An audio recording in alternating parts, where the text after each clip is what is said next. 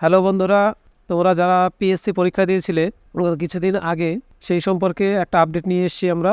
আনন্দবাজার পত্রিকায় দেখো আজকে একটা হেডলাইন বেরিয়েছে এই পিএসসি সম্পর্কে। যারা ফুড এসআই পরীক্ষা দিয়েছিল তাদের সম্পর্কেই একটা স্থগিতাদেশ এখানে দেখো দিয়েছে। খাদ্য দপ্তরে এসআই নিয়োগে স্থগিতাদেশ হাইকোর্টের।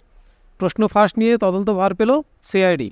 আমরা সবাই জানি যে ফুড এসআই পরীক্ষার ক্ষেত্রে কীরকম দুর্নীতি হয়েছে।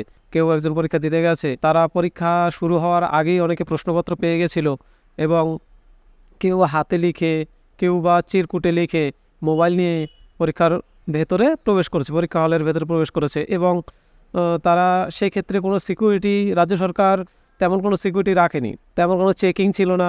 সেই পরিপ্রেক্ষিতে এই মামলা করেছিল হাইকোর্টে যে খাদ্য দপ্তরে পিএসসির যে ফুড এসআই পরীক্ষা ছিল সেটারই প্রশ্নভাস নিয়ে যে তদন্তভার দিয়েছিল সিআইডিকে, সেটি শুনানির তারিখ দিয়ে দিয়েছে। এখানে শুনানির তারিখ দিয়েছে 22শে মের মধ্যে সিআইডিকে এই তদন্তভার দেওয়া, তদন্ত করে এর রিপোর্ট জমা দিতে হবে। মঙ্গলবার মামলাটি শুনানি হয় বিচারপতি রাজশেখর মান্থার এজলাসে। বিচারপতি ফুড এসআই নিয়োগ পরীক্ষায় প্রশ্নভাসের অভিযোগ নিয়ে তদন্ত করার জন্য সিআইডিকে নির্দেশ দেন। খাদ্য দপ্তরের সাব ইন্সপেক্টর বা ফুড এসআই নিয়োগ প্রক্রিয়া স্থগিতাদেশ দিল কলকাতা হাইকোর্ট। একই সঙ্গে ফুড এসআই পরীক্ষার প্রশ্নফাঁসের অভিযোগ তুলে যে মামলা হয়েছিল তার প্রেক্ষিতে মঙ্গলবার হাইকোর্ট এই বিষয়ে সিআইডি তদন্তের নির্দেশ দিয়েছে। মঙ্গলবার মামলাটি শুনানি হয় বিচারপতি রাজশেখর মান্থার এজলাসে। বিচারপতি প্রশ্নফাঁসের অভিযোগ নিয়ে তদন্ত করার জন্য সিআইডিকে নির্দেশ দেন। সেই সঙ্গে বলা হয় যে তদন্ত শেষ করে আগামী 22শে মে হাইকোর্টে রিপোর্ট জমা দিতে হবে সিআইডিকে।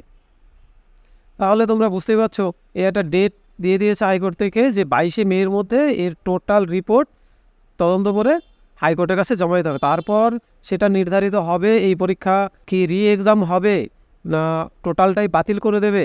এটার পুরোটা শুনানি 22শে মের পরে আমরা বুঝতে পারবো। এর পাশাপাশি ফুড এসআই নিয়োগ প্রক্রিয়ায় স্থগিতাদেশ দিয়ে হাইকোর্ট জানায় আপাতত এই পদে কোনো নিয়োগ করতে পারবে না পাবলিক সার্ভিস কমিশন বা পিএসসি। আপাতত এটা টোটালি একদম স্টপ করে রাখতে হবে। এখানে এই পিএসসি ফুড এসআইয়ের ক্ষেত্রে কোনো রকম পদক্ষেপ পিএসসি বোর্ড নিতে পারবে না। ফুড এসআই পদে নিয়োগের জন্য বিজ্ঞপ্তি প্রকাশ করেছিল পিএসসি। তারপর গত 16 এবং 17ই মার্চ ওই পদে নিয়োগের জন্য পরীক্ষা হয়। মামলাকারীর আইনজীবী শামীম আহমেদের দাবি, পরীক্ষা শুরুর 1 ঘন্টা আগেই প্রশ্ন ফাঁস হয়ে যায়। বিভিন্ন সমাজ মাধ্যমে ছড়িয়ে পড়ে প্রশ্নপত্র। আদালতে তার আরও দাবি, অনেক পরীক্ষার্থী প্রশ্ন জেনেই পরীক্ষা দিতে গিয়েছিল। আপাতত আমাদের এইটুকুই জানকারি আমরা পেয়েছি। এছাড়া পিএসসি সম্পর্কে আরও যে কোনো তথ্য আমরা পেলে সঙ্গে সঙ্গে আপডেট করে দেব। তোমরা অবশ্যই চ্যানেলটিকে ফলো এবং সাবস্ক্রাইব করে রাখো এবং বেল বাটনটা দাবিয়ে রাখো যেন সবার আগে তোমার কাছে নোটিফিকেশন পৌঁছে যায়।